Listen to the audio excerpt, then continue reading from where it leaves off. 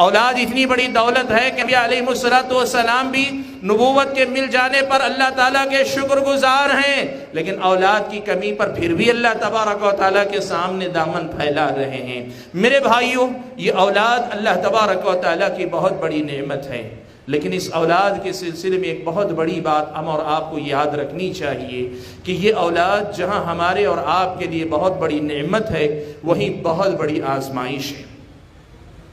वालिदैन के बारे में नबी अलैहिस्सलाम ने फरमाया, हुमा जन्नतुका व नारुक, ये तुम्हारे वालिदैन तुम्हारी जन्नत भी हैं, तुम्हारी जहन्नम भी हैं। सच्चाई ये है कि यही बात इस्लामी शरीयत मुझको और आपको अपनी औलाद के बारे में भी बताती है कि याद रखो, तुम्हारी औलाद भी तुम्हारी जन्नत बन सकती है, तुम्हारी औलाद भी तुम्हारी जहन्नम बन सकती है।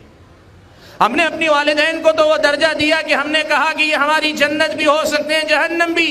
लेकिन अक्सर व बेशतर हमने इस हकीकत को भुला दिया कि हमारी अपनी औलाद भी हमारी अपनी आजमाइश का जरिया है। कुरान मजीद की उस आयत में जो मैंने आपके सामने पढ़ी, अल्लाह ने यही तो कहा, वअलमू, लोगो जान लो, अन्नमा अम्वालुकुम व औलादुकुम फितना, कि तुम्हारे माल और तुम्हारे औलाद तुम्हारे लिए फितना है, ये तुम्हारी आजमाइश है। वअन्नल्लाह इंदहु अजरुन अज़ीम, लेकिन ये भी जान लो, आजमाइश में खरे उतरे, पूरे उतरे, तुमने अगर इस आजमाइश के तकाजे को पूरा किया, जो अजर अल्लाह के पास मिलने वाला है वो अजर भी बहुत बड़ा है।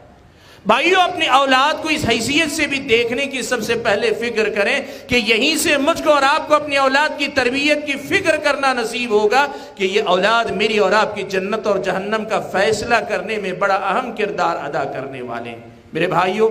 आज हम और आप अपने पीछे अच्छा नाम छोड़कर जाना चाहते हैं, हम और आप अपने पीछे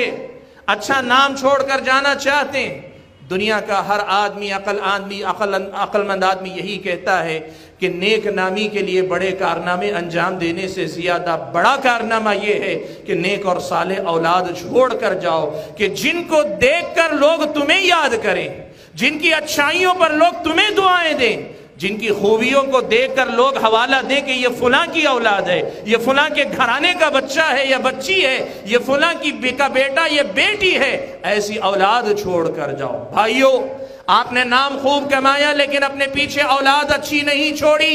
यही औलाद आपके व आपकी की बदनामी का भी सबब बनेगी। लोग गाली देते देते भी आपको याद करेंगे, लोग यूं कहेंगे इसका बाप बड़ा अच्छा आदमी था लेकिन ये बड़ा जालिम निकला। सुभान अल्लाह। मेरे भाइयों, आप नेक नाम होना चाहते हैं, अपने पीछे अपना नाम अच्छा सुनना चाहते हैं, तब भी आपको ये करना चाहिए कि अपने पीछे अपनी औलाद को नेक बनाकर छोड़ कर जाओ। और अगर दुनिया का नाम नहीं चाहिए, अपने बाद आपको नेकियों का तसलसल बाकी रखना है, बाकियात सालिहात का सिलसिला रखना है, आपको अपने बाद अजर को सवाब का सिलसिला जारी रखना है। नबी अलैहिस्सलाम ने फरमाया, अव्वलदिन सालिहिन यदऊला, नेक औलाद अपने पीछे छोड़ कर जाओ कि तुम्हारी नेक औलाद की नेकियां उनकी भी नेकियां होगी, और अगर तुम्हारी तरबियत की वजह से वो नेक होकर नेक अमल कर रहे हैं तो वही नेकियां तुम्हारे हिसाब में भी बराबर लिखी जाती रहेंगी। और अगर यही औलाद अल्लाह ताला के सामने अपने हाथ उठाएगी, यही औलाद अगर अल्लाह ताला के सामने अगर अपना दामन फैलाकर